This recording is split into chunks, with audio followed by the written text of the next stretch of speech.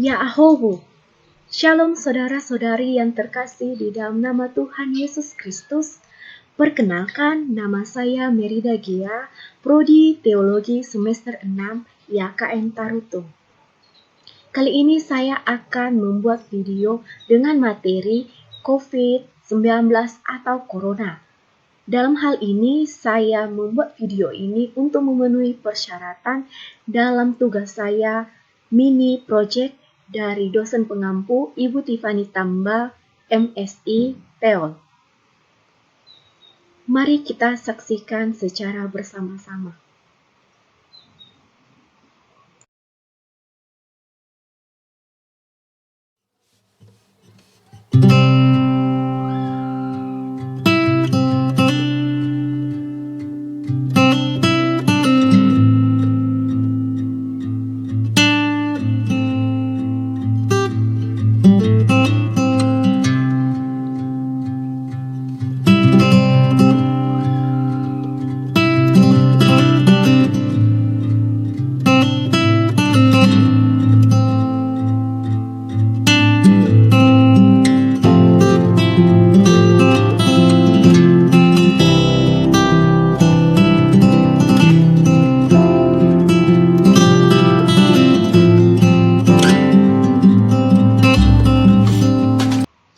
Hari-hari yang kita hadapi sekarang ini merupakan waktu yang kurang baik.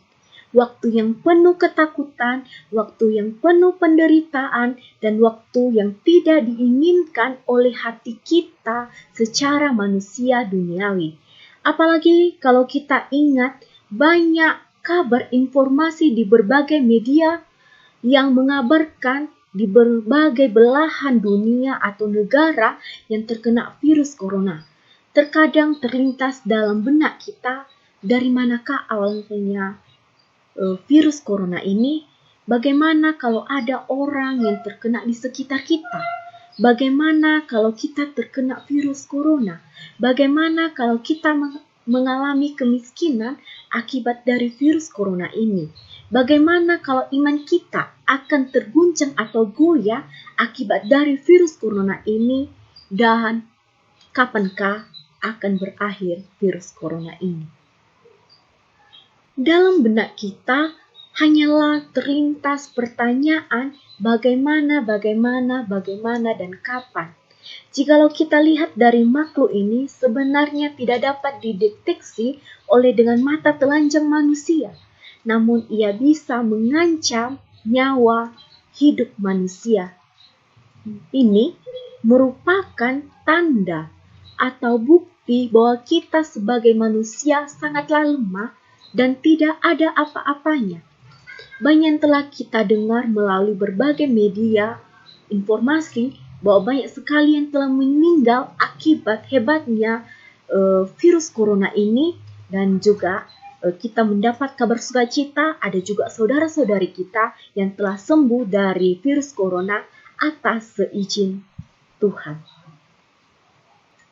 Jika diperhadapkan dalam situasi seperti ini dengan gereja dan iman Kristen, menurut pendapat saya bahwa gereja tidak bisa menutup mata melihat persoalan yang terjadi, tetapi gereja harus memberikan suara-suara kenabiannya dalam melihat situasi tersebut. Gereja seharusnya memberikan kontribusi yang nyata, bukan hanya slogan-slogan rohani saja yang menguatkan hati, tetapi sebuah langkah konkret. Ada banyak hal yang bisa dilakukan oleh gereja.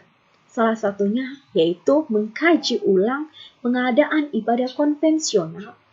Dengan upaya ini tidak berarti melanggar firman Tuhan.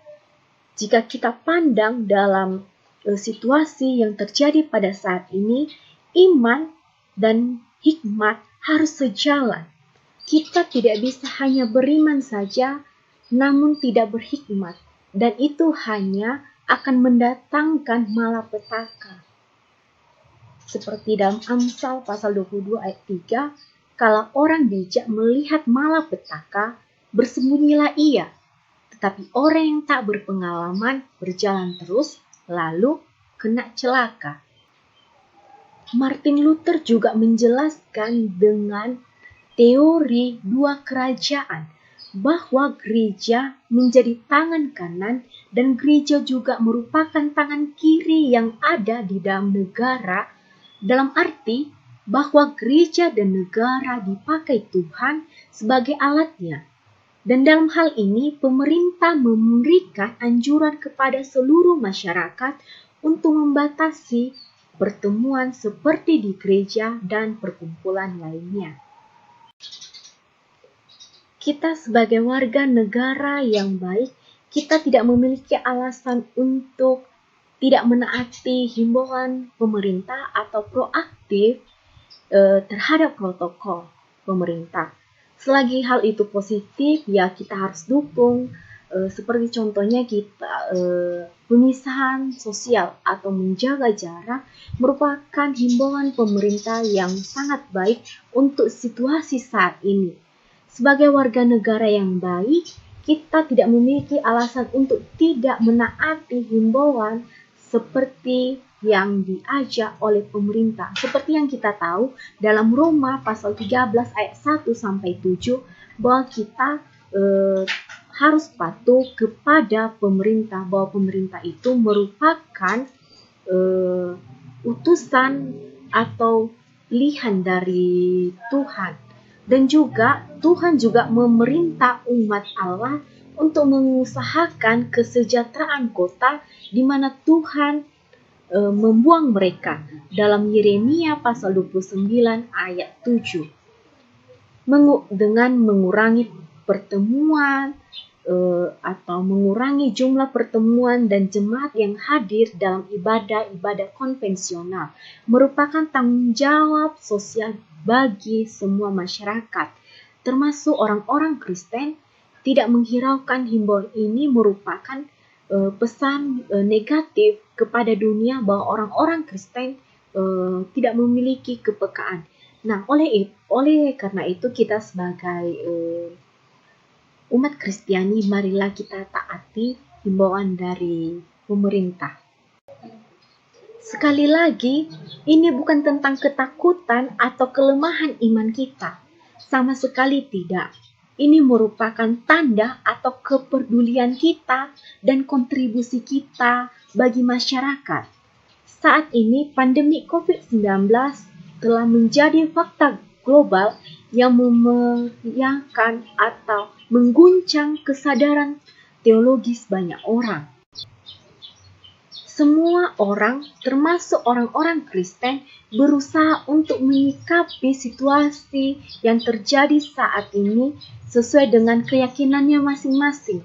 Berbagai tanggapan bermunculan sebagai respon terhadap tragedi pandemi COVID-19 ini. Di antaranya dalam bentuk keserakahan oleh hegemonik dunia, dampak dari kemajuan teknologi digital yang tidak terkendalikan lagi, bagian dari murka Tuhan terhadap kesombongan manusia, ujian kemanusiaan yang telah kehilangan hati nuraninya, pembelajaran bagi ketahanan ekonomi dan kesehatan dalam kehidupan sosial secara institusional, dan berbagai tanggapan lainnya. Seperti yang bisa dapat kita duga, tidak semua orang Kristen berbagi keyakinan yang sama dan sudah banyak yang mengeluh terutama pada sistem perekonomian yang dialami oleh manusia saat ini, sehingga membuat manusia semakin melakukan tindakan kejahatan karena perekonomian yang begitu sulit di masa-masa yang saat ini. Nah, saudara-saudari yang terkasih di dalam nama Tuhan Yesus Kristus, hari lepas hari dapat kita lalui bersama dengan Yesus Kristus. Meskipun penuh dengan perjuangan dan upaya untuk tabah, pasrah, dan berserah, karena setiap perjuangan ada harga yang harus kita bayar, namun di balik perjuangan ada pelangi harapan, karena pengharapan kita letakkan di atas sebuah dasar kepastian yang tidak akan pernah berubah, itulah Allah yang tidak berubah, yang berjanji dan Allah akan menggenapinya. Seperti firman-Nya dalam Ibrani pasal 13 ayat 5b, Aku sekali-sekali tidak akan membiarkan engkau dan Aku sekali-sekali tidak akan meninggalkan engkau. Di ayat 6b, Tuhan adalah penolongku. Aku tidak akan takut apa yang dapat dilakukan manusia terhadap aku. Karena itu, saudara-saudariku yang kekasih, berdirilah teguh, jangan goyah, dan ingatlah selalu dalam pekerjaan Tuhan, sebab kamu tahu bahwa dalam persekutuan dengan Tuhan, jerih payahmu tidak sia-sia. Dalam 1 Korintus pasal 15 ayat 58. Dalam situasi seperti ini, kita harus tetap berjaga dan berdoa. Kita berharap tenang dalam situasi seperti ini dan ujian seperti ini. Kita diuji iman kita, pengharapan kita, kasih di dalamnya dituntun ketenangan, ketabahan, kesabaran, kesetiaan, tidak putus asa, tidak saling menyalahkan, tidak menyaksikan Tuhan. Biarlah situasi ini mendorong kita untuk tetap berjaga, mengawas diri, disiplin, dan berdoa, beriman, dan berserah. Dan kerinduan kita semua agar wabah pandemi virus corona ini cepat terhempas di permukaan bumi kita ini, supaya kita dapat melakukan aktivitas kita seperti biasanya. Nah, saya mengajak saudara-saudari untuk tetap melakukan berdoa, sering-sering cuci tangan, selalu gunakan masker, jaga jarak, dan tetap tinggal di rumah kita masing-masing. Di akhir kata, kita harus tetap beriman, menaruh pengharapan kepada Tuhan Yesus Kristus dalam mengatasi setiap penderitaan atau situasi yang kita alami pada saat ini, dan tetap mengarahkan diri kita pada Tuhan Yesus Kristus, sumber pengharapan yang sejati, dan berharap semoga badai yang melanda bumi kita saat ini cepat berlalu. Amin.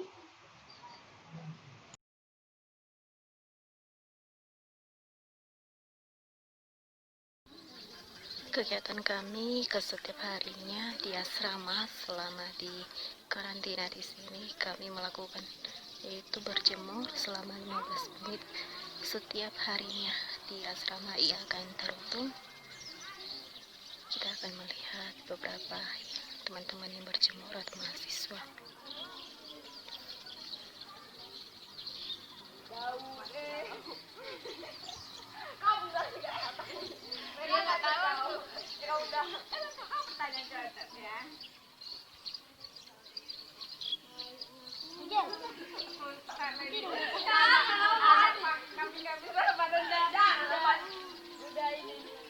Berjemur pun sudah selesai, maka mereka akan bertugas kembali ke kamar mereka masing-masing untuk mengikuti perkuliahan online.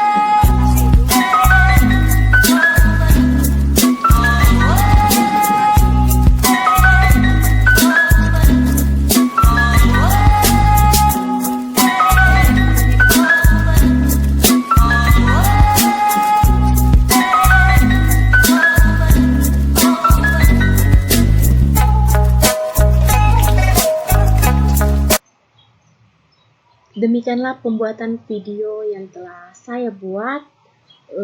Biarlah apa yang telah saya sampaikan tadi dapat menjadi kekuatan baru bagi saudara-saudari dan damai sejahtera yang selalu melingkupi kehidupan saudara-saudari dimanapun berada. Saya mengucapkan terima kasih kepada saudara-saudari yang telah subscribe, like, dan komen video saya kali ini. Terima kasih. Ya ahobu.